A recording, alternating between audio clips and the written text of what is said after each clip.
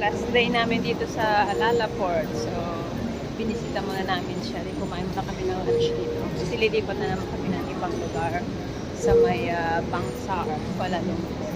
So, we're gonna try the other places here in Kuala Lumpur. Check it out and see what happens. But we enjoyed it here in, we stayed in Maharaja Lela. And it's in the Howard Johnson Hotel, which is a very lovely hotel. We enjoyed the stay there, and the staff are very friendly. Yeah, we enjoyed it there. Thank you.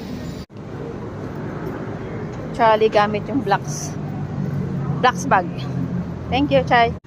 We're here in Howard Johnson Hotel in Kampong Atap, and then we are moving to an apartment in Bangsar in Kuala Lumpur as well.